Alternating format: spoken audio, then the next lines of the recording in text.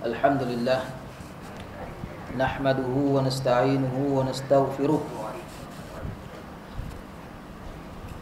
na'udzu billahi min shururi anfusina wa sayyiati a'malina man yahdihillahu fala mudilla lahu wa man yudlil fala hadiya lahu wa ashhadu an la ilaha illallah wahdahu la syarika lahu وأشهد أن محمدا عبده ورسوله أرسله الله بالهدى ودين الحق بشيرا ونذيرا بين يدي الساعة من يطع الله ورسوله فقد رشد ومن يعص الله ورسوله فلا يضر إلا نفسه ولا يضر الله شيئا أما بعد فإن أصدق الحديث كلام الله وخير الهدي هدي محمد صلى الله عليه وسلم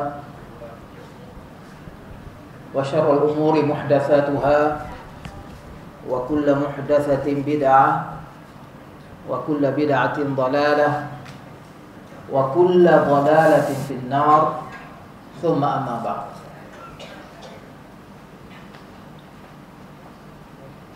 Yang mulia Tuan Pengurusi Majlis, merangkap imam masjid ini, yang dihormati, dikasihi para jamaah sekalian,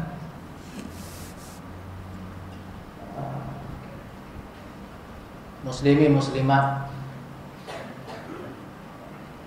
yang terpilih oleh Allah Subhanahu wa taala untuk sama-sama menghadiri majlis ilmu pada pagi ini. Terlebih dahulu saya mengucapkan berbanyak terima kasih kepada pihak penganjur, pengurusi Usrah Tuan Haji Ibrahim, Tuan Haji pengurusi Usrah. Saya sebenarnya dah biasa datang ke Perlis sebab dah lama jadi EJK Fatwa Perlis. Cuma menyampaikan ceramah itu tidaklah terlalu biasa sangat. Datang sekadar untuk menghadiri mesyuarat, biasanya gitulah. Dan saya bersyukur kepada Allah Subhanahu wa taala dan terima kasih kepada tuan-tuan, puan-puan, karena pada pagi ini kita dapat sama-sama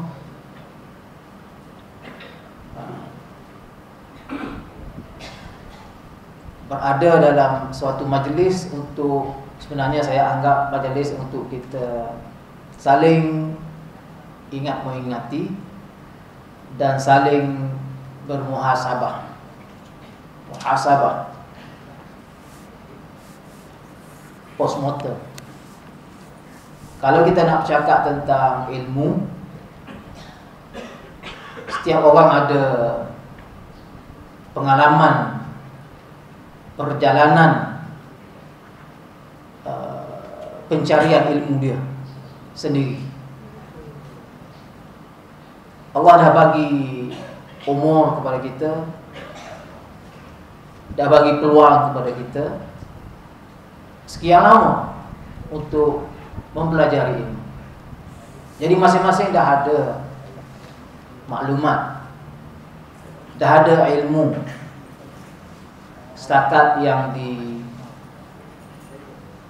dianugerahkan oleh Allah Subhanahu wa taala.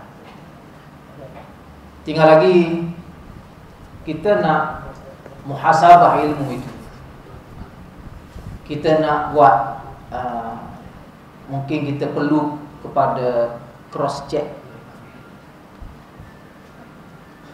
Kalau kita dulu kita belajar, kita dengar maklumat banyak, jadi kadang-kadang kita nak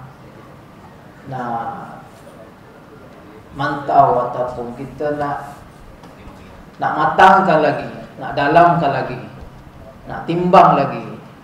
Jadi kita mungkin nak dengar lagi daripada pelbagai sumber, daripada pelbagai pengalaman dan pandangan. Kalau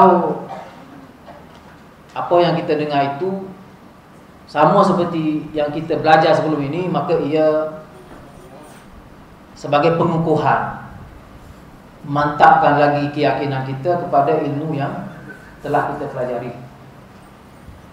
Dan kalau ada perbezaan, ia mungkin memberi pengalaman baru, maklumat baru yang boleh kita manfaatkan. Tajuk yang diberi kepada saya seperti yang disebut oleh Tuan Pengerusi dan Tuan Imam tadi, kenapa wajib berpegang dengan akidah Ahlussunnah wal Jamaah. Dan masa yang diberi sampai 1 jam lebih, mungkin campur dengan ataupun masa untuk soal jawab. Sebenarnya nak jawab tajuk ni 5 minit pun dah boleh, 2-3 patah perkataan. Tapi mungkin kita perlu hurai untuk lebih nampak gambaran jawapan yang kita nak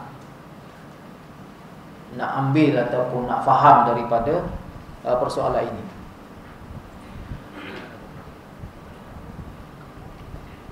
Pertama sekali, tajuk ini menyentuh tentang akidah,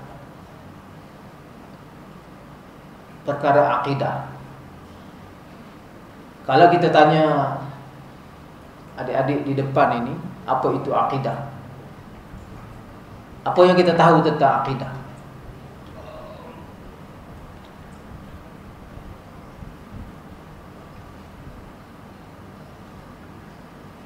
Apa makna akidah? Pegangan, kepercayaan. Pegangan kepercayaan ini dia berkait dengan akal ataupun pemikiran. Daripada pegangan itulah lahirnya amalan. Daripada kepercayaan itulah lahirnya amalan. Kenapa kita beramal? Untuk mendekatkan diri kepada Allah Subhanahu Wa Taala, untuk kita tunaikan tanggungjawab ibadat sehari semalam, ibadat rukun, ibadat sunat, kerana kepercayaan kita akan hari pembalasan. Adanya hari pembalasan, itu kepercayaan, itulah akidah. Karena kita yakin hidup dunia ini bukan hidup yang sebenar, tetapi hanya laluan. Sehingga Nabi gambarkan dalam hadis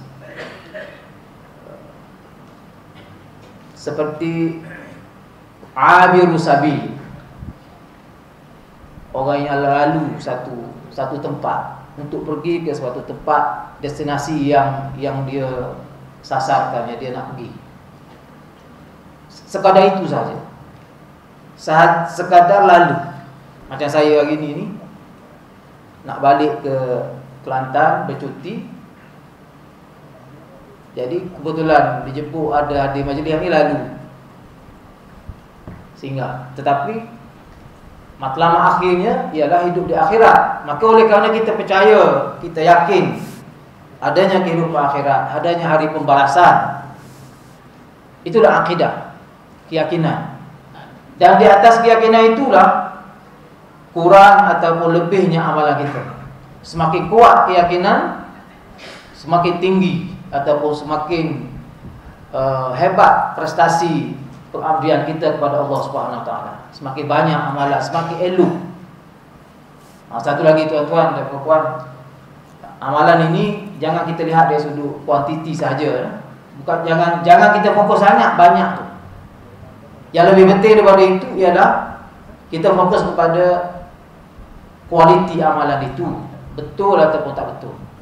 Banyak pun kalau tak betul, ia akan jadi sia-sia, kan? Sedikit tapi kalau istiqamah dan betul, maka itulah yang diterima oleh Allah Subhanahu wa taala. Ilaihi yas'adul kalimut thayyib wal 'amalus salih yarfa'u. Kepadanya lah naik kalimah yang baik, la ilaha illallah, wal 'amalus salih yarfa'u, dan amal soleh itu Allah angkat ke langit. Dia terima setiap minggu, setiap hari Isnin dan Khamis. Sebab itu disunatkan kita berpuasa sunat, kerana hari itu hari amalan diangkat ke langit. Dan amalan yang diterima oleh Allah Subhanahu wa taala ialah amalan yang soleh. Dan kita kena yakin dengan prinsip itu, dengan kaedah itu. Allah hanya terima amalan yang soleh, iaitu amalan yang menepati spesifikasi yang dikehendaki oleh syarak, yang dikehendaki oleh Islam, yang dibawa oleh Nabi sallallahu alaihi wasallam. Itu keyakinan, dan keyakinan itulah menjadi akidah. Sebab itu perkara akidah ini bermula dengan kepercayaan kita. Dan kepercayaan itu bermula dengan ilmu. Kita tidak diganggu oleh was-was. Sebab perkara was-was ini kerana kurangnya ilmu. Antara sebab kenapa was-was, sebab tak ada ilmu. Dengan ilmu kita menghilangkan was-was. Macam orang was-was nak takbiratul ihram tu lah, bukan? Oleh kerana dia tak ada ilmu, dia tak belajar betul-betul cara solat sebagaimana solat Nabi sallallahu alaihi wasallam, sebagaimana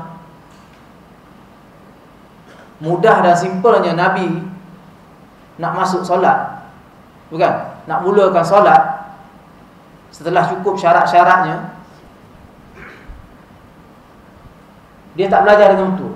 Jadi kita terlalu duk main dengan agakkan ataupun andaian kita sendiri. Akhirnya kita rasa berat, rasa susah. Jadi was-was ini kita kena hilangkan dengan ilmu. Semakin banyak ilmu, maka semakin kuat keyakinan, semakin kuat pegangan, semakin kuat akidah. Sebab itu majlis-majlis ilmu seperti ini, walaupun kita rasa dah acap kali dibuat dan selalu dibuat dan berulang tajuk yang sama, tapi sebenarnya kadang-kadang pengulangan itulah yang memantapkan lagi kepahaman kita dan meneguhkan lagi keyakinan kita. Kemudian persoalan yang ditimbul dalam tajuk ini ialah bukan sekadar akidah, tetapi akidah itu dikaitkan dengan satu manhaj, satu mazhab pemikiran, iaitu mazhab Ahlussunnah wal Jamaah, yang kita sedia maklum ataupun selalu disebut-sebut kita di Nusantara ini, ataupun dalam konteks Malaysia ataupun dalam negeri Perlis ini, kita sebagai bermazhab Ahlussunnah wal Jamaah dari sudut akidah, dari sudut syariat. Maka perlu kita tanya balik, setiap orang tanya ukur baju badan sendiri, apa yang aku faham tentang Ahlussunnah wal Jamaah setakat yang aku belajar. Kita nak jawapan yang ringkas supaya kita mudah faham. Sebelum kita nak jawab kenapa kita wajib berpegang dengan akidah Ahlussunnah wal Jamaah, maka kita kena kenal dulu apa itu Ahlussunnah wal Jamaah. Bukan? Kalau kita ditanya oleh sesiapa, apa itu Ahlussunnah wal Jamaah, macam mana kita nak jawab? Kalau kita bercakap, kita dengar orang bercakap di luar kita ini ahli sunnah wal jamaah, ahli sunnah wal jamaah, ahli sunnah wal jamaah. Tapi apa itu ahli sunnah wal jamaah? Boleh jawab tak adik? Apa yang adik faham ahli sunnah wal jamaah? Golongan yang berpegang kepada sunnah. Okey, tuan-tuan setuju tak? Tuan-tuan, puan-puan setuju tak? Jawapan yang diberi oleh adik kita ni. Adik tingkatan berapa? Tingkatan 6. Maknanya stam lah kan? Tak ambil stam. Sijil Tinggi Agama Malaysia. Ini tingkatan 6 sekolah menengah. Dia kata ahli sunnah wal jamaah itu ialah golongan yang berpegang dengan sunnah. Boleh semua tuan-tuan setuju tak dengan jawapan itu? Agak-agak. Boleh sikit. Maknanya kalau boleh sikit itu maknanya macam rasa tak berapa cukup. Tak cukup. Yang tak cukup tu tak mana? Ada apa lagi yang perlu ditambah?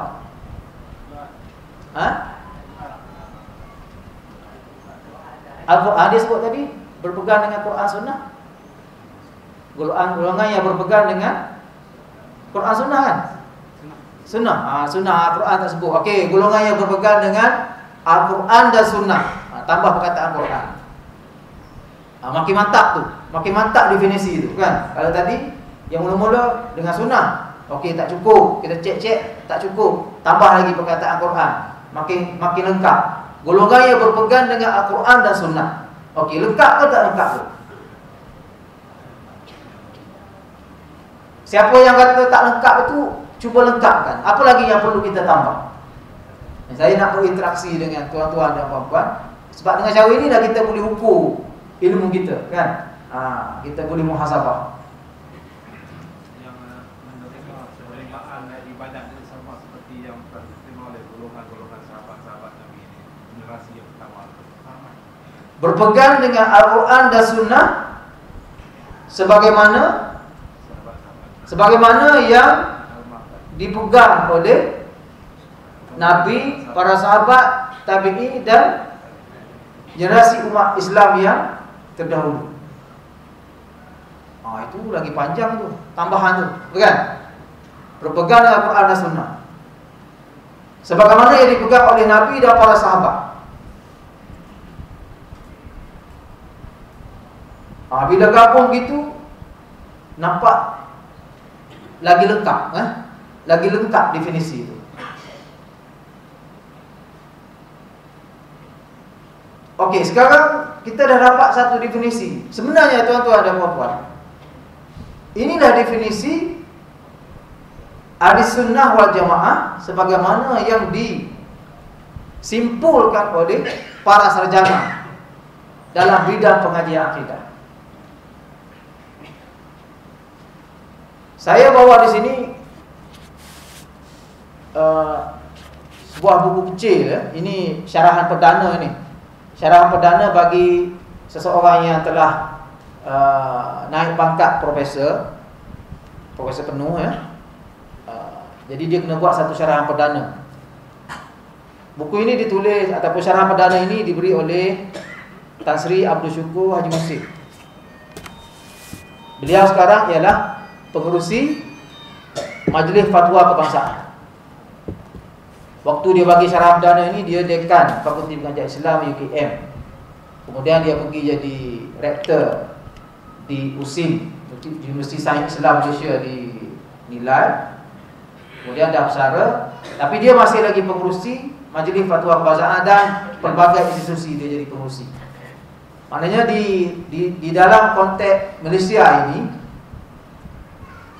dia adalah orang yang menjadi tempat rujuk bagi pihak kerajaan, tempat rujuk nombor 1 dalam isu-isu akidah, dalam persoalan akidah. Sebab dia bidang usuluddin.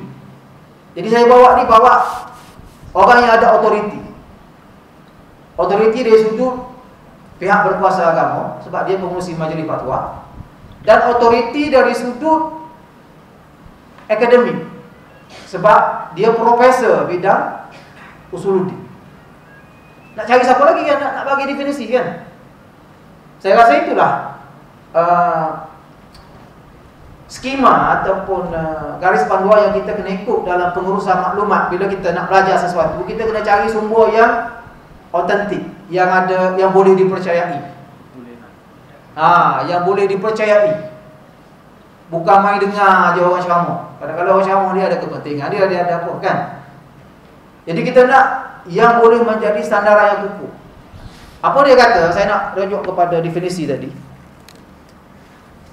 Ahlussunnah wal Jamaah bermaksud umat Islam yang beriltizam, berpegang itu kepada Al-Quran dan Sunnah, mengikut pemahaman yang diajarkan oleh Nabi SAW, yang kemudiannya dipegang dan dihayati oleh sahabat, tabi'in, tabi'in dan seterusnya orang Islam yang mewarisi mereka sehingga ke hari ini.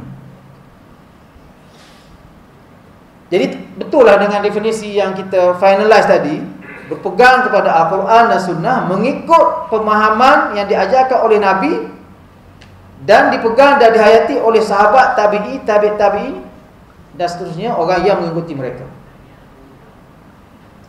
Ini definisi yang disimpul. Tengok daripada definisi ini kita boleh faham banyak benda. Siapa yang termasuk dalam definisi ini dan siapa yang terkeluar daripada definisi ini.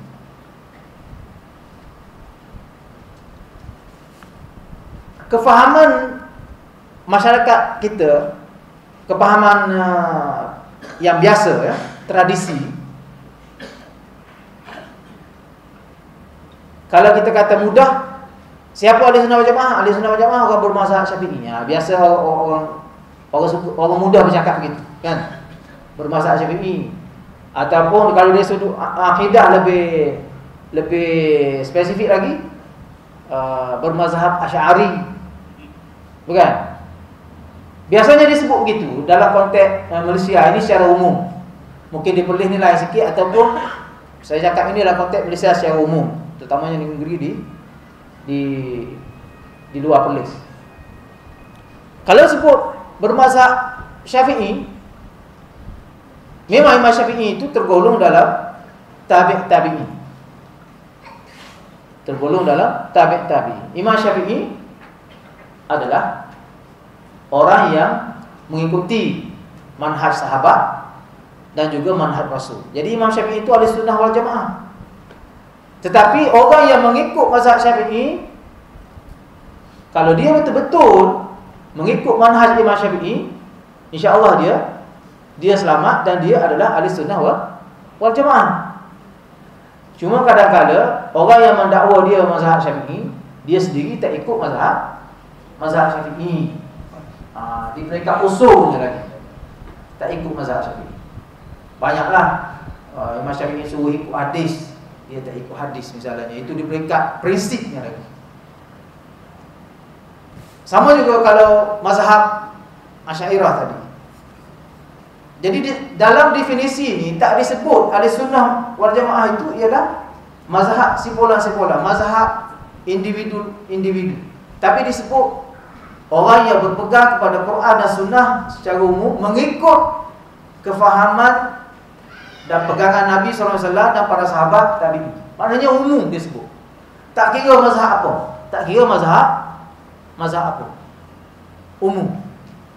Siapa saja yang berpegang dengan Al-Quran Sunnah, mengikut kefahaman Nabi dan para sahabat, maka dia adalah Ahlussunnah wal Jamaah, walaupun dia tak kata dia mazhab Syafi'i, walaupun dia tak kata dia mazhab Asy'ari dan sebagainya. Sebab zaman sahabat pun tak ada mazhab. Mazhab ni timbul selepas Imam Syafi'i, selepas zaman tabi'in. Mazhab ni timbul apabila naik sebuah kerajaan Islam, dia pilih di kalangan ulama ini, pegangan ulama itu sebagai pendapat yang dominan, yang rasmi, macam kerajaan Fatimiyah di Mesir, bukan? Atau kerajaan di Mesir yang mengambil mazhab Syafi'i itu sebagai mazhab rasmi. Tapi kerajaan di Arab Saudi dia ambil mazhab Imam Ahmad. Kerajaan di Baghdad zaman Abu Hanifah dia ambil mazhab Hanafi misalnya, yang diangkat oleh pemerintah sesebuah negara Islam sebagai mazhab rasmi. Itulah timbul mazhab-mazhab tu, bukan? Tapi zaman Nabi, zaman sahabat tak ada benda macam tu. Jadi sesiapa saja yang berpegang, asalkan dia berpegang dengan Al-Quran dan Sunnah, mengikut kefahaman yang betul, manhaj yang betul, pendekatan yang betul, sebagaimana yang diajar oleh Nabi, sebagaimana yang dipegang dan difahami oleh sahabat dan tabi'in, maka dialah ahli sunnah wal jamaah. Tak kira dia duduk negeri mana, tak kira dia di zaman mana, umum. Kenapa kita kena ikat? Kita kena ikat. Dalam definisi itu diikat. Ada satu pengikatan dia panggil clause, qaid. Maknanya tak boleh, tak cukup kita kata ahli sunnah wal jamaah ini orang yang berpegang dengan Quran dan sunnah saja. Tak cukup. Kita full stop situ, nokta situ tak cukup. Kenapa? Mesti diikat dengan huraian sikit lagi, mengikut kepahaman Nabi, para sahabat, tabi'i. Mesti kena ikat tu. Apa? Tak boleh kalau kita kata ahli sunnah wal jamaah ini orang yang berpegang dengan Quran sunnah, habis itu. Kenapa nak tambah-tambah lagi? Tak cukup ke? Kalau kita bercakap itu kita hidup di zaman sahabat, di zaman Nabi, zaman sahabat, memang cukup. Kalau kita nak kata ahli sunnah wal jamaah itu ialah orang yang berpegang dengan Al-Quran sunnah. Kita tu hidup di zaman sahabat, cukup. Tapi kita hidup di zaman akhir zaman ni, yang Nabi kata dalam hadis, bu'istu ana wasa'aka hatain, aku diutuskan menjadi rasul dan jarak di antara aku dengan kiamat itu macam gini je, macam jari telunjuk dengan jari hantu. Jarak dia maknanya tak ada lagi rasul selepas Nabi Muhammad SAW. Maknanya kita hidup di akhir zaman, bukan hidup di zaman Nabi ataupun di zaman sahabat, yang mana di akhir zaman ini disebut dalam hadis Nabi SAW penuh dengan perselisihan pendapat, penuh dengan pelbagai aliran pemikiran. Dan setiap aliran pemikiran di kalangan umat Islam ini, tak ada satu pun yang kata dia tak berpegang dengan Quran dan Sunnah. Hatta kalau kita sebut Syiah sekalipun, kita senang buat contoh di Malaysia ni, Syiah sebab pendirian resmi kerajaan Malaysia dan kerajaan negeri-negeri, semuanya kata Syiah itu bukan ahli sunnah wal jamaah. Senang kita buat contoh. Tak sensitif. Orang tak marah. Kecuali orang Syiah nak marah. Hatta Syiah sekalipun, mereka mendakwa mereka berpegang dengan Quran dan Sunnah. Pergi tanya orang Syiah, kamu berpegang dengan Quran Sunnah? Berpegang dengan Quran Sunnah. Cuma cara pegangan mereka tidak sebagaimana cara pegangan Nabi, para sahabat dan tabi'in. Tabi'i. Sebab itu mereka melencong. Mereka kata ada Quran sendiri, ada Quran tambahan, lepas tu sunnah mereka ada riwayat lain, ada perawi lain, perawi yang tidak sebagaimana yang menepati ciri-ciri perawi yang dikehendaki dalam periwayatan hadis. Bagi mereka, perawi mereka itu siqah lah, boleh dipercayai. Tetapi kita dalam tradisi pengajian Islam daripada zaman sahabat sehingga ke zaman pembukuan hadis, dia ada rangkaian perawi yang telah dikenal pasti, yang boleh dipercayai. Jadi mereka mendakwa berpegang dengan Quran dan Sunnah, tetapi Quran dan Sunnah mereka. Sebab itu kalau kita nak kata definisi ahli sunnah wal jamaah itu orang yang berpegang dengan Quran dan Sunnah, tak cukuplah dia tidak mengeluarkan kelompok yang menyeleweng tadi. Mungkin kalau tanya Tuhan Harun pun, kan, yang ajaran sesat yang terkini, yang tengah tengah bising sekarang ini, dia kata dia pegang sunnah, tapi cara dia faham. Cara dia faham dan cara dia pegang. Jadi nak mengelakkan daripada ataupun supaya jelas siapa yang betul-betul berada di atas landasan kebenaran, maka perlu ditambah sedikit lagi berpegang dengan Quran dan Sunnah, mengikut pegangan Nabi, para sahabat, tabi'i dan tabi'in. Maknanya dengan pegangan generasi salaf secara ringkas. Sebab tiga golongan yang terawal itu sahabat, tabi'i, tabi'i dikenali dalam sejarah sebagai generasi salaf zamani. Salaf. Mungkin di tempat kita ni kita jarang ataupun kurang biasa dengar istilah salaf. Tapi kalau kita baca kitab sama ada kitab hadis ke kitab fiqh ke, istilah salaf itu biasa disebut. Jadi kita jarang dengar, sebab itu kita rasa tak pernah dengar. Jadi kita rasa asing. Sebenarnya istilah salaf itu ialah dari sudut zamani, dari sudut masanya, ialah secara mudah kita kata 300 tahun yang terawal. 300 tahun generasi umat Islam, 300 tahun yang terawal. Bila 300 tahun yang terawal, termasuklah sahabat, tabi'i, tabi'i. Termasuklah Imam Syafi'i dan Imam mazhab 4 yang lain. Itu salah. Jadi kita nak pegang Quran Sunnah ini mengikut cara mereka, mengikut manhaj mereka, mengikut kaedah mereka, mengikut kefahaman mereka, sebab kita yakin mereka lah membawa pegangan kefahaman yang betul, yang tepat sebagaimana yang dikehendaki oleh Allah Subhanahu Wa Taala. Sebab Nabi SAW menerima wahyu, orang yang mula-mula terima ajaran Nabi itu ialah para sahabat. Kemudian sahabat sampaikan kepada tabi'i, kemudian tabi'i sampaikan kepada generasi tabi'i. Jadi kefahaman mereka itu selaras, dan kita yakin kefahaman mereka itulah kefahaman yang sebenar. Sebab itu kita nak ikut pegangan mereka. Apabila timbul golongan yang sesat, yang menyeleweng seperti Syiah Khawarij, ini timbul sejak daripada zaman sahabat lagi. Jadi mereka mula menyeleweng daripada manhaj itu. Sebab itu mereka tidak tergolong dalam golongan ahli sunnah wal jamaah.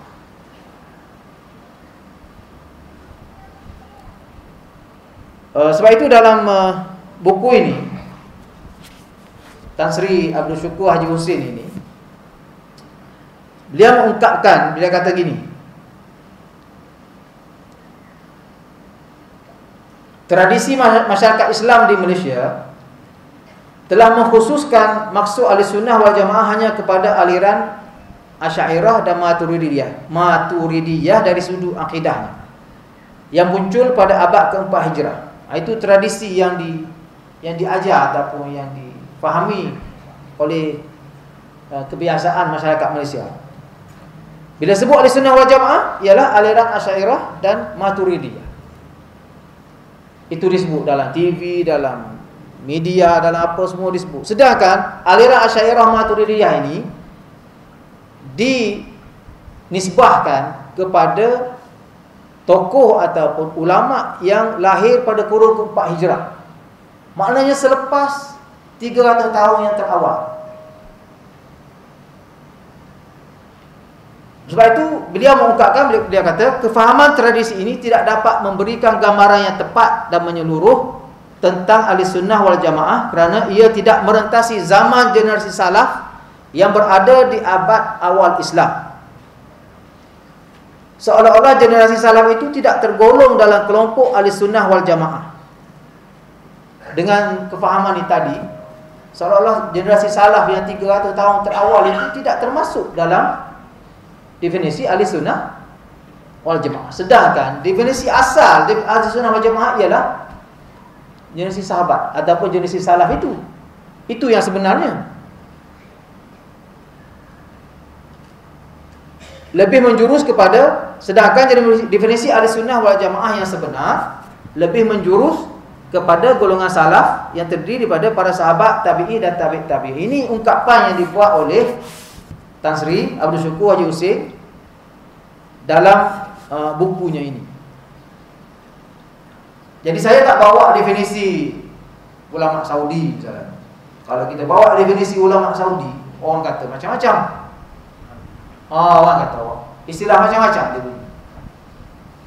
Sebab dimomokkan begitu, digambar. Jadi saya bawa definisi orang Malaysia sendiri yang belajar di Universiti Al-Azhar Mesir, bukan belajar di Arab Saudi macam saya.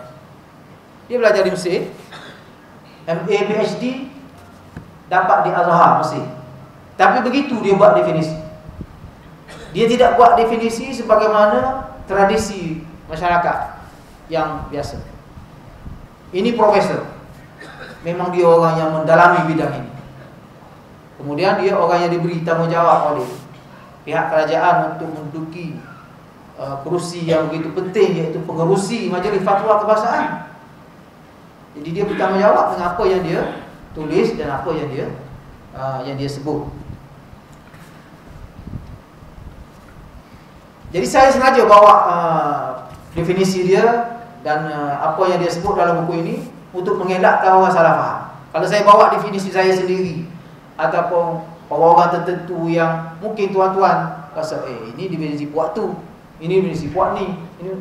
Jadi kita bawa yang betul-betul ada autoriti dan boleh dipertanggungjawabkan. Jadi tidak timbul sepatutnya tidak timbul kemuskilan. Dalam buku ini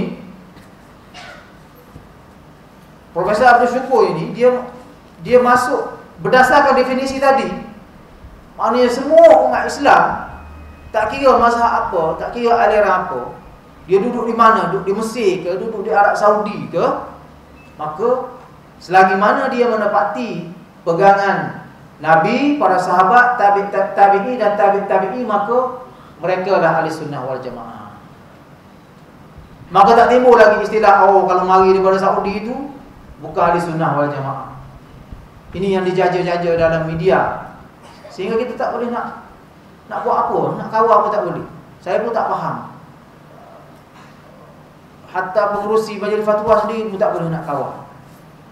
Dia sebut dalam ni semua termasuk dalam ahli sunnah wal jamaah. Tetapi kita dengar di dalam ceramah, dalam media cetak, media internet dan sebagainya, ada pihak-pihak yang mengeluarkan terutamanya ulama daripada Timur Tengah seperti Arab Saudi ni, ataupun mazhab Arab Saudi yang disebut sebagai Wahabi. Sebenarnya bukan Wahabi, mazhab Hambali, mazhab Imam Ahmad bin Hanbal, tapi istilah Wahabi itu yang ditonjolkan. Jadi mereka keluarkan kelompok Wahabi ini daripada ahli sunnah wal jamaah dalam media. Sedangkan Wahabi itu sebenarnya mazhab Imam Ahmad bin Hanbal. Dan Imam Ahmad bin Hanbal imam mazhab 4. Tabi'in yang mengikut tabi'in, mengikut sahabat, maka mereka juga adalah ahli sunnah wal jamaah. Dalam buku ini dia sebutlah aliran yang dipopularkan oleh Imam Muhammad bin Abdul Wahab di Arab Saudi. Biasanya disebutkan kepada beliau juga termasuk dalam ahli sunnah wal jamaah. Jadi ini perkara yang sepatutnya tidak berlaku dalam konteks Malaysia ni, dalam konteks dunia maklumat tanpa sempadan, maklumat boleh didapati dengan mudah. Sepatutnya tak berlaku salah faham. Jadi saya pun tak faham kenapa ada pihak-pihak yang seolah-olah mempunyai niat yang lain apabila mereka memberi penerangan ataupun kefahaman yang salah kepada masyarakat dalam mendefinisikan, memberi definisi ataupun ta'rif ahli sunnah wal jamaah itu. Jadi dia nak bolok ke dia seorang ahli sunnah wal jamaah. Jadi orang lain ni tak nak, dia tak nak masuk dalam ahli sunnah wal jamaah. Sebab apa? Sebab bila dah terkeluar daripada ahli sunnah wal jamaah itu maknanya sesat. Itu je tujuannya, nak suruh orang nampak kelompok itu sesat. Macam saya ni pernah belajar di Arab Saudi, maka ini puak-puak Wahabi dia kata. Jadi ini puak-puak bawa ajaran sesat. Jadi macam tu. Maka untuk menggambarkan kepada masyarakat kelompok ini sesat, maka kita kena kelirukan masyarakat. Kita kena kata kelompok ini tidak termasuk dalam ahli sunnah wal jamaah. Sebab itu saya pernah tulis buku Siapakah ahli sunnah wal jamaah yang sebenar. Jadi Muhammad bin Abdul Wahab, kalau kita baca buku dia yang dikatakan sebagai Wahabi itu, semuanya Quran hadis rujuk kepada para ulama muktabar. Dia punya huraian tafsiran, bukan yang ambil daripada pendapat dia sendiri. Jadi yang digambarkan itu adalah sebenarnya tidak menepati definisi yang sebenar ataupun maksudnya sebenar. Okey, kembali kepada persoalan yang ditimbulkan dalam tajuk tadi. Kenapa kita perlu berpegang dengan akidah Ahlussunnah wal Jamaah? Jawapannya ialah senang. Kerana ada perintah yang mewajibkan kita berpegang dengan Ahlussunnah wal Jamaah. Saya nak ambil satu hadis yang paling mudah, yang mungkin biasa selalu kita dengar dan dalam mukadimah ceramah pun selalu disebut dan dibaca. Nabi SAW dalam hadis riwayat Al-Irbad bin Sariyah radhiyallahu anhu, pada suatu pagi yang hening, Nabi SAW berkhutbah. Dalam satu khutbah yang digambarkan oleh Irbad, khutbah yang melahirkan rasa gerung dalam hati. Wajilat minhul qulub, wajilat minha al-qulub, maknanya hati jadi rasa gerung. Wadharifat minhul uyun, air mata bercucuran, menangis kerana nampak betapa seriusnya ataupun bersungguhnya Nabi SAW nak memberi penerangan kepada para sahabat tentang sesuatu yang penting. Nabi SAW bersabda, kata Irbad bin Sariyah, fa'innahu man ya'ish minkum ba'di fasayara ikhtilafan katsira fa'alaikum bisunnati wa sunnatil khulafa'ir rasyidin al-mahdiyyin min ba'di tamassaku biha wa 'addu 'alaiha bin nawajidh wa iyyakum wa muhdatsatil umur fa inna kulla muhdatsatin bid'ah wa kulla bid'atin dhalalah. Sesungguhnya sesiapa di kalangan kamu yang hidup selepasku, nescaya dia akan lihat perselisihan yang banyak. Maka hendaklah kamu berpegang dengan sunnahku dan sunnah khulafa rasyidin mahdiyyin. Gigitlah ia sekuat hati dengan gigi geraham kamu, dan hendaklah kamu jauhi perkara yang diada-adakan dalam urusan agama, kerana ia adalah bid'ah, sedangkan setiap bid'ah itu adalah sesat. Tuan-tuan, puan-puan, dalam hadis ini Nabi sebut perkataan wa fa'alaikum bisunnati. Hendaklah kamu berpegang dengan sunnah. Wa sunnatil khulafa'ir rasyidin, dan sunnah khulafa' rasyidin. Khulafa' rasyidin itu mewakili generasi sahabat, mewakili generasi sahabat. Tamassaku biha, berpeganglah kamu dengannya. Nabi sebut dua sunnah dalam hadis ini. Satu sunnah dia, satu lagi sunnah sahabat. Tetapi bila Nabi sebut tamassaku biha, hendaklah kamu berpegang dengannya, Nabi guna satu dhamir saja dalam bahasa Arab. Jadi ulama kata ini menunjukkan dua perkara itu saling berkaitan dan saling kukuh mengukuh dan merujuk kembali kepada satu perkara yang sama. Nabi kata tamassaku biha, berpeganglah dengannya, dengan sunnah Nabi SAW dan sunnah para sahabat. Jadi dari sudut ilmu usul fiqh ya, kaedah usul fiqh, kaedah menyimpulkan hukum hakam. Nabi menggunakan bahasa perintah. Dia panggil sirah al-amr, sirah perintah. Suruh. Suruh apa? Suruh berpegang dengan sunnah Nabi SAW dan juga sunnah para sahabat. Jadi dari sudut ilmu usul fiqh, setiap perintah syarak ini hukumnya adalah wajib pada asal, kecuali ada petunjuk, dia panggil qarinah, petunjuk ilmiah yang menukar hukum wajib yang asal itu kepada sunnah. Misalnya Nabi suruh kita sembahyang malam, ada hadis yang menggalakkan kita sembahyang malam, bukan? Ataupun hadis yang menyuruh kita melakukan sesuatu ibadat. Tiba-tiba Nabi sendiri ada ketika dia tidak buat perkara itu secara tekak, atau difahami sahabat ada yang tidak melakukan perkara itu sekali-sekala, maka itu kita katakan sunat, petunjuk ilmiah seperti itu.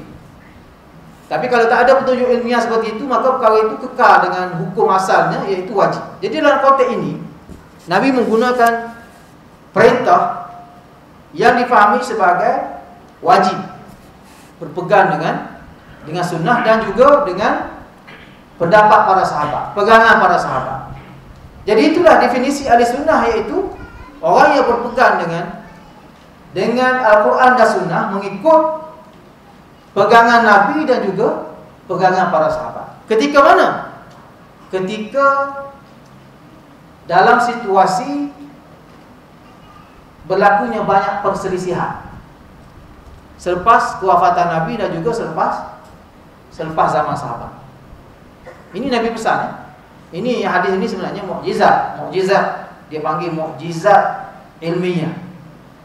Nabi menceritakan perkara yang akan berlaku selepas zamannya, yaitu perselisihan di kalangan umat Islam sendiri. Dan baginda memberi nasihat, wasiat, tips untuk menghadapi situasi perselisihan itu, yaitu berpegang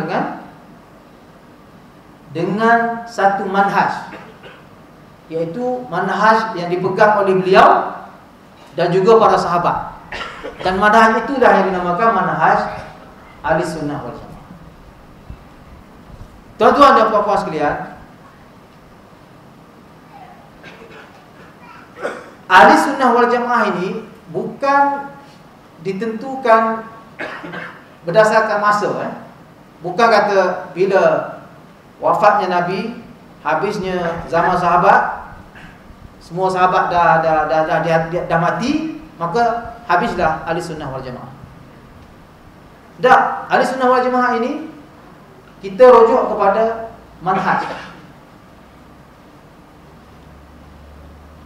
Manhaj ini maknanya cara sebagaimana yang mereka pegang, bukan diukur pada zaman dan masa.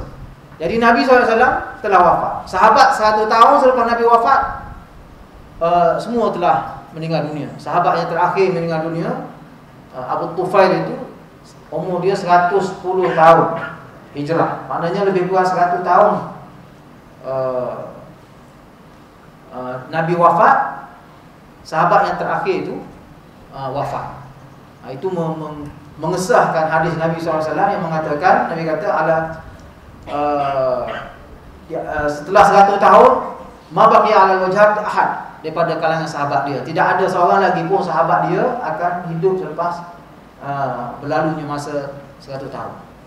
Memang benar Abu Tufail itu sahabat yang terakhir, memang 100 tahun. Tapi dengan berakhirnya zaman sahabat bukan bermaksud berakhirnya ahli sunnah wal jamaah.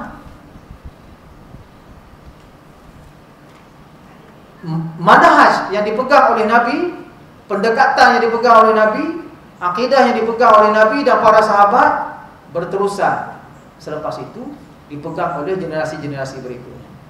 Jadi siapa yang berpegang dengan manhaj itu, maka dialah ahli sunnah wal jamaah.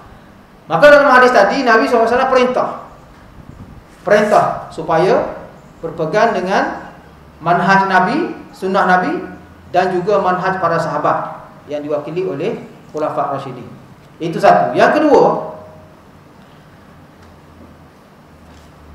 hadis ini agak panjang tapi saya nak baca untuk mungkin bagi setengah kita jarang mendengar hadis ini, dan setengah yang lain mungkin dah biasa baca hadis ini. Hadis Huzaifah bin Yaman radhiyallahu anhu, Rasulullah SAW bersabda, panjang sikit ya, jadi kena bersabar. Kana an-nas yas'aluna Rasulullah sallallahu alaihi wasallam 'anil khair wa kuntu as'aluhu 'anil syarr makhafata an yudrikani. Faqultu ya Rasulullah, inna kunna fi jahiliyatin wa syarr, faja'ana Allahu bihadzal khair, fahal ba'da hadzal khair min syarr? Qala na'am. Qultu wa hal ba'da dzalika syarr min khair? Qala na'am. Wa fihi dakhan. Qultu wa ma dakhanuhu? Qala qaumun yahduna bighairi hadyi ta'rifu minhum wa tunkir. Qultu fa hal ba'da dzalikal khair min syarr? Qala na'am, du'atun ala abwabi jahannam man ajabahum ilaiha qadhafuhu fiha. Qultu ya Rasulullah, sifhum lana. Qala hum min bani jaldatina wa yatakallamuna bi alsinatina. Qultu fama ta'muruni in adrakani dhalik? Qala talzamu jama'atal muslimina wa imamahum. Qultu fa in lam yakun lahum jama'ah wala imam? Qala fa'tazil tilkal firaqa kullaha walau anta 'adda bi asli syajarah hatta yudrikakal maut wa anta 'ala dhalik. Maksudnya, manusia bertanya Rasulullah SAW, maknanya orang ramai, orang biasa bertanya Rasulullah SAW berkenaan perkara kebaikan. Ini kata Huzaifah Ibn Yaman radhiyallahu anhu. Biasanya orang duk tanya Rasulullah SAW tentang perkara baik, nak buat itu, nak buat ini, perkara yang baik, yang menjanjikan pahala yang besar dan sebagainya. Sebaliknya aku tanya baginda tentang perkara keburukan. Huzaifah kata, aku suka tanya Nabi SAW tentang perkara buruk. Nak pelik sikit cara dia mikir, ya? Dia agak negatif. Orang duk tanya benda positif, dia data-data tanya benda negatif. Tapi dia ada sebab. Kerana bimbang ia mengenai takut terkena perkara buruk. Jadi dia tanya tu bukan nak amal, bukan nak buat. Takut perkara buruk tu, kalau kita tak cam betul-betul, tak kenal betul-betul, kita terbuat dalam keadaan kita tak sedar, ataupun kita buat ataupun kena kita dalam keadaan kita tak sedar. Sebab itu Huzaifah tanya. Lalu antara soalan yang Huzaifah tanya kepada Nabi SAW, kata Huzaifah, aku bertanya, wahai Rasulullah, sesungguhnya kita dulu pernah berada di zaman jahiliah, kemudian Allah datangkan kepada kita dengan kebaikan ini. Adakah selepas kebaikan ini akan ada pula keburukan? Baginda menjawab, ya ada. Aku bertanya lagi, kata Huzaifah, adakah selepas keburukan itu akan ada pula kebaikan? Baginda menjawab, ya ada. Tetapi di dalamnya ada dakhan. Aku bertanya lagi, apakah itu dakhannya ya Rasulullah? Baginda menjawab, dakhan itu maksudnya golongan yang tidak ikut sunnahku. Kamu kenal mereka, tetapi kamu tidak suka. Aku bertanya lagi, adakah selepas kebaikan itu akan ada pula keburukan? Baginda menjawab, ya ada. Yaitu para pendakwah yang menyeru ke pintu-pintu neraka. Sesiapa yang menyahut seruan itu, mereka akan mencapakkannya ke dalamnya. Aku bertanya lagi, wahai Rasulullah, beritahu kepada kami ciri-ciri pendakwah yang mengajak orang ke neraka itu. Baginda menjawab, mereka sebangsa dengan kita, yang di bangsa Arab, dan bertutur dengan bahasa kita. Aku bertanya lagi, jika aku sempat dengan zaman itu, maka apa perintahmu ke atasku? Baginda menjawab, hendaklah kamu melazimi jamaah kaum muslimin dan imam mereka. Aku bertanya lagi, sekiranya tiada lagi bagi mereka jamaah dan imam? Baginda menjawab, hendaklah kamu mengasingkan diri daripada semua puak sesat itu, meskipun engkau terpaksa gigit akar pokok sehingga kematian datang menjemputmu, sedang engkau tetap dalam keadaan demikian. Hadis ini riwayat Bukhari, ya. Okey, dalam hadis ini Huzaifah tanya tentang zaman baik dan zaman buruk. Jadi zaman jahiliyah, waktu sebuah berhala itu zaman buruk. Kemudian datang kebaikan, Rasulullah SAW datang bawa ajaran yang benar, jadi semua jadi baik. Jadi dia tanya, selepas zaman yang baik ini adakah ada lagi zaman buruk? Nabi kata ada. Akan ada lagi zaman buruk. Ulama khilaf lah nak tentu zaman buruk tu zaman mana. Zaman sahabat pun dah ada keburukan, dah timbulnya pelbagai ajaran sesat dan sebagainya. Maknanya kebaikan yang umum, maknanya kebaikan yang umum dan keburukan yang umum. Kemudian selepas zaman yang buruk itu, ada ulama kata zaman baik selepas keburukan itu zaman Umar bin Abdul Aziz. Itu khilaf lah. Cuma yang kita nak fahamnya, zaman kebaikan dan keburukan ini silih berganti. Sehinggalah ada satu zaman Nabi kata zaman yang baik, tetapi ada gangguan. Kebaikan itu diganggu oleh perkara yang buruk. Dakhan digambarkan sebagai dakhan. Jadi Uzaifah tanya, apa maksud dakhan? Dakhan itu maknanya golongan yang tidak ikut sunnah. Zaman itu zaman baik, maknanya pemerintahan ada, khalifah ada, tetapi diganggu dengan perkara-perkara bid'ah.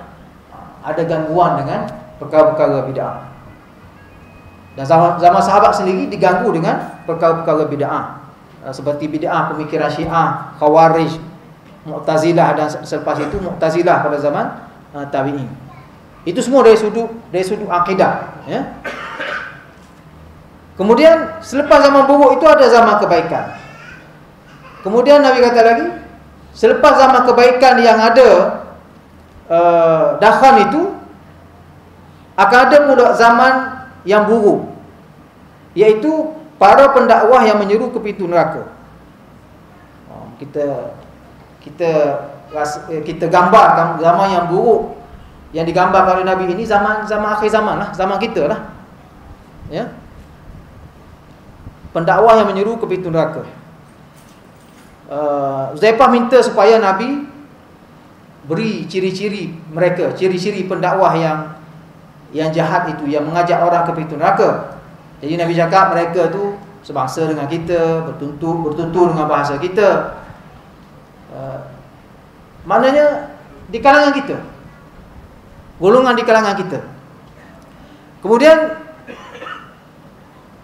Uzaifah bertanya, kalau aku berada di zaman itu, di zaman adanya para pendakwah du'at ala abwabi jahannam, para pendakwah yang menyeru orang ke neraka ni, kalau aku ditakdirkan aku hidup di zaman itu, apa aku nak buat? Ini pertanyaan Uzaifah kepada Nabi SAW. Maka Nabi menjawab, hendaklah kamu melazimi jamaah kaum muslimin dan imam mereka. Kamu berada dalam jemaah orang Islam yang dipimpin oleh seorang imam, khalifah. Bila Nabi sebut perkataan imam khalifah ini, kita fahamlah zaman khalifah ini berakhir dengan khalifah Ali bin Abi Thalib. Itu zaman khalifah. Kemudian selepas khalifah Ali bin Abi Thalib radhiyallahu anhu, tak ada lagi zaman umat Islam dipimpin oleh seorang imam khalifah. Yang ada ialah umat Islam yang dipimpin oleh seorang imam raja, sistem raja, bukan sistem khilafah ala minhajin nubuwah. Sebab Bani Umayyah kan, selepas zaman sahabat, selepas khalifah Ali bin Abi Thalib radhiyallahu anhu, negara Islam yang dipimpin oleh khalifah Bani Umayyah bermula dengan Muawiyah bin Abi Sufyan itu adalah sistem raja, sebab diwarisi secara warisan turun-temurun jawatan itu daripada ayah anak. Itu sistem raja. Cuma dipanggil khilafah Bani Umayyah, diberi nama khilafah Bani Umayyah. Sebenarnya sistem itu sistem raja.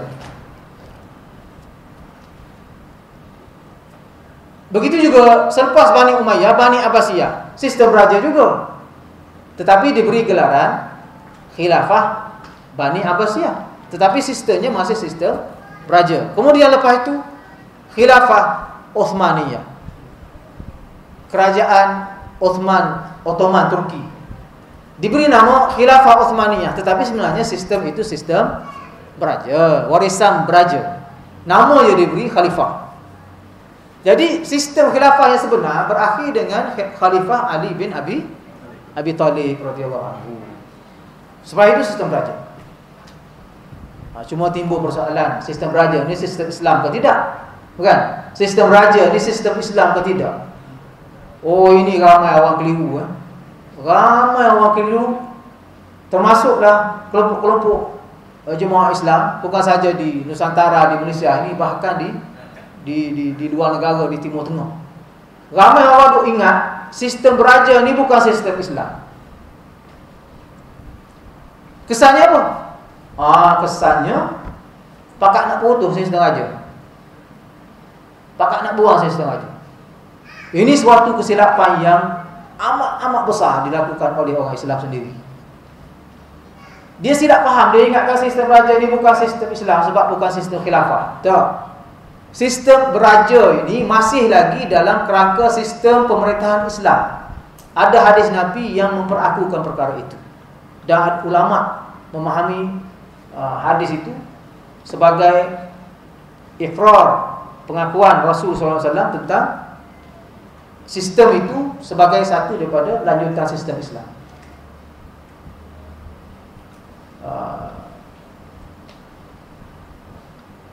Saya ada tulis satu kertas kerja tentang perkara itu.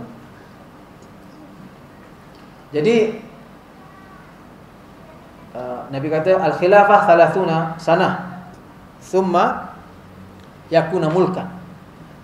Khilafah, zaman khilafah itu ala minhajun nubuwah, mengikut manhaj Nabi itu berlangsung selama 30 tahun. Mana berakhir dengan Khalifah Ali bin Abi Talib. Kemudian diikuti oleh sistem beraja, thumma yakun mulkan. Kemudian banyak lagi hadis itu, semua yakun mulkan jabbaran, thumma yakun mulkan 'adhan. Nak cerita je, Nabi sebut itu sebagai satu akuan bagi pihak syarak, bahawanya menyatakan selepas sistem khilafah ini, sistem pemerintahan dalam Islam akan berlanjutan dalam bentuk sistem beraja. Ini mukjizat ilmiah.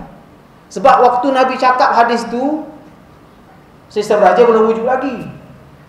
Nabi cakap cerita perkara yang berlaku selepas kewafatan baginda dan selepas berakhirnya khilafah Ali bin Abi Talib. Tapi Nabi dah bagi tahu, hadis riwayat Bukhari, akan ada sistem raja itu. Dan Nabi tak kata sistem raja ini sistem yang tak betul, bukan sistem Islam. Tak. Dia memperakukan sistem itu. Maka nak kita faham, ulama faham itu adalah satu akuan. Jadi salahlah, amat salahlah. Sebenarnya saya sendiri pun faham salah dulu. Saya ingatkan sistem pemerintahan Islam ini sudah khilafah saya. Sebab ilmu kita setakat itu je kita belajar dulu kan.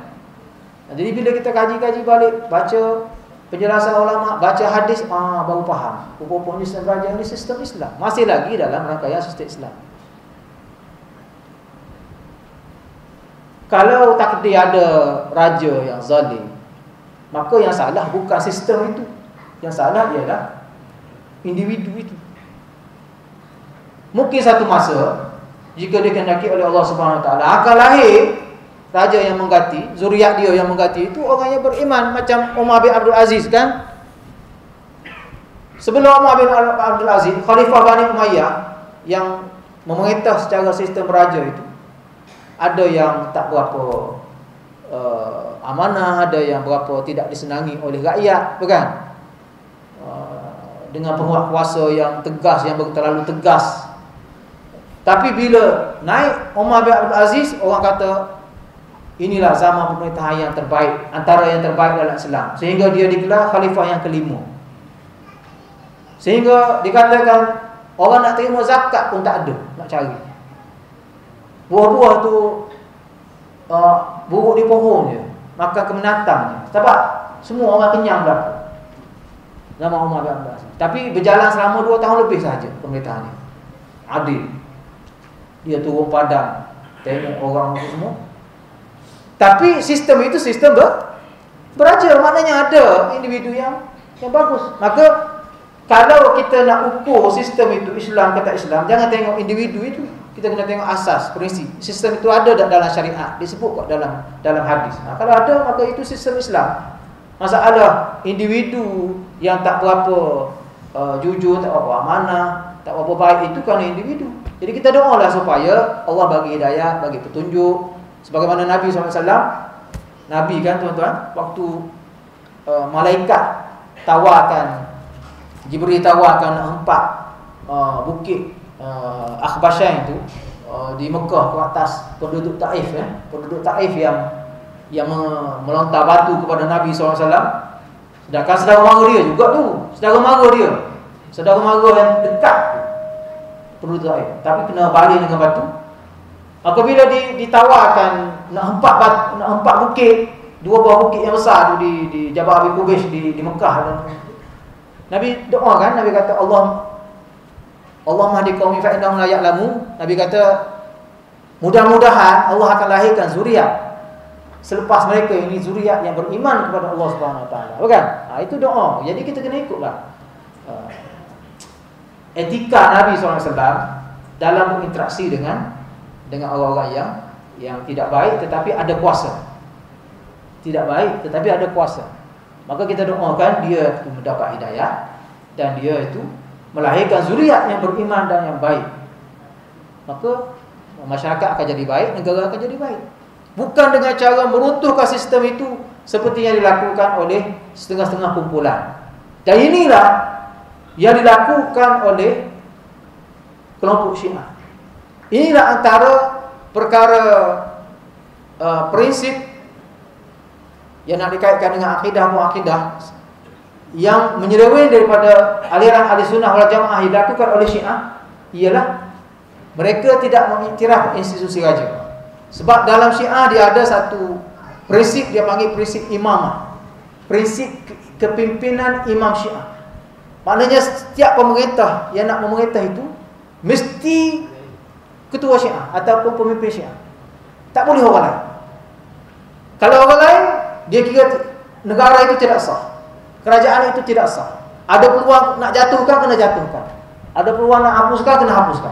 Mesti naik orang Syiah juga, ulama Syiah ataupun pemimpin dia. Itu prinsip dia. Dan perkara prinsip ini dia jadikan sebagai rukun, macam kita rukun 5 tu lah. Rukun 5 tu, syahadah, solat, puasa, zakat, haji tu. Jadi tentang syahadah tu dia ganti dengan imamah. Mesti Tuhan, mesti pemimpin dia, mesti orang yang memimpin sebuah negara, sebuah masyarakat, sebuah memimpin dunia ini adalah imam Syiah. Dan mereka, oleh kerana mereka jadikan ini sebagai satu rukun, maka mereka tak iktiraf semua kerajaan dalam dunia secara prinsip. Kalau ada peluang jatuhkan, jatuhkan. Sebab itu revolusi tahun 1979, itulah berakhirnya kerajaan Farouk, sistem raja. Sebab Syiah menghapuskan sistem itu, ganti dengan sistem presiden yang dia ada sekarang ni lah. Malangnya, ni saya nak cerita perkara yang berkaitan dengan prinsip Ahlussunnah wal Jamaah. Kita terpaksa sebut benda ini. Malangnya sebahagian umat Islam yang bukan beraliran Syiah juga tersilap faham dalam memahami masalah ini, sehingga ada kelompok-kelompok seperti Hizbut Tahrir ke apa orang sebut. Mereka ini bergerak untuk melahirkan sistem khilafah. Berdakwah untuk melahirkan sistem khilafah. Apa maksud nak melahirkan sistem khilafah? Maknanya nak hapuskan sistem raja yang ada ni. Jadi ramai orang muda yang ya. Saya nak tambahkan. Sikit lagi. Ramai orang muda yang tak faham ini. Jadi dia ingatkan sistem raja yang kita ada sini di Malaysia ini sistem bukan Islam, maka perlu dihapuskan.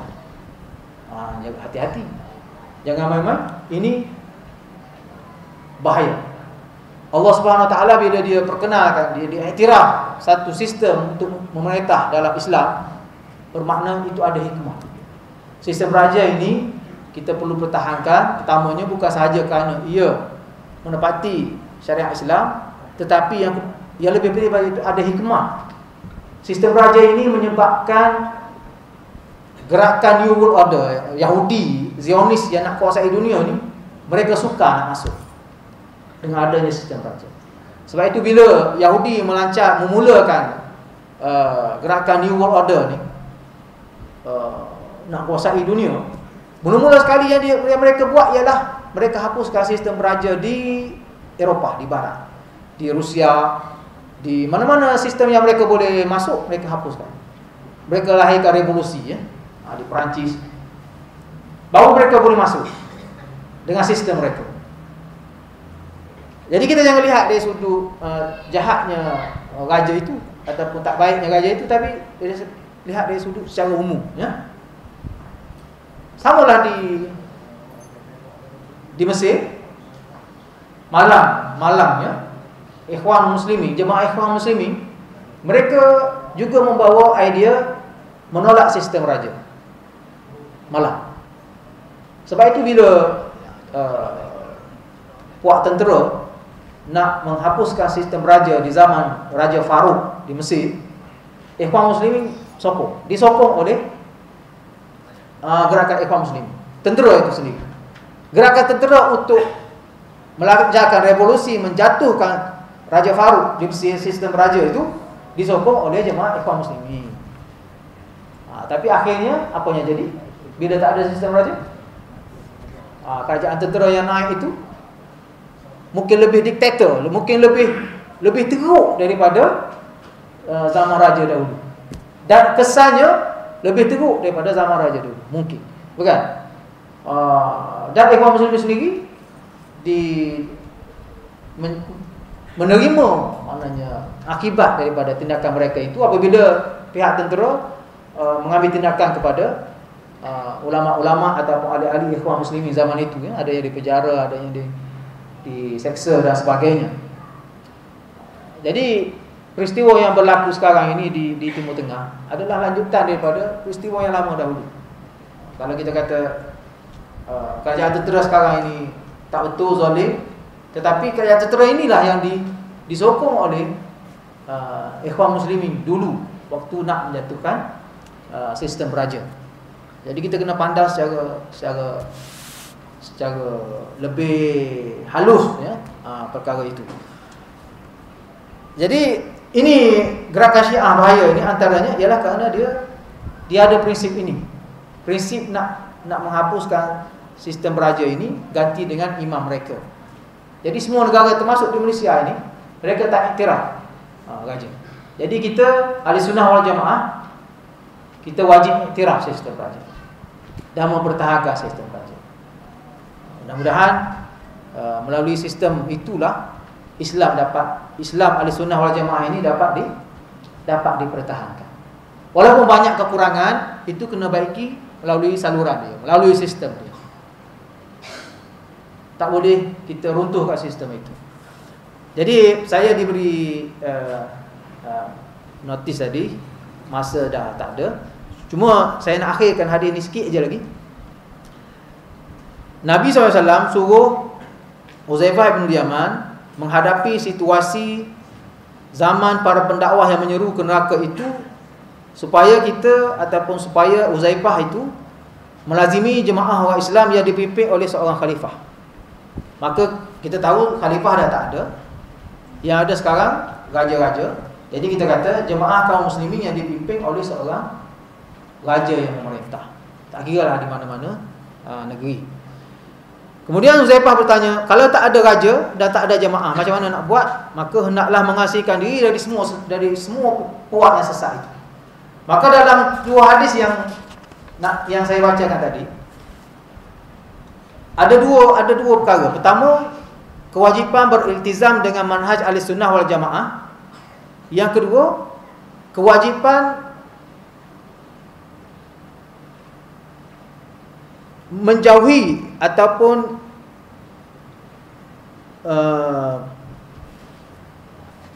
kewajipan untuk menjauhkan diri daripada aliran-aliran yang sesat yang menyeleweng daripada Ahlussunnah wal Jamaah.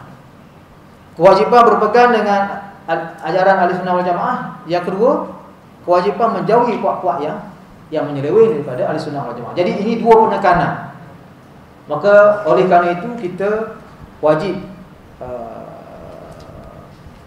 meneguhkan keyakinan kita dengan akidah Ahlussunnah wal Jamaah ini. Dan saya tak sempatlah nak detailkan ciri-ciri ataupun perkara-perkara yang menjadi usul prinsip dalam Ahlussunnah wal Jamaah ini satu persatu ya. Satu pun tak sebut ya. Cuma sebagai contoh itu secara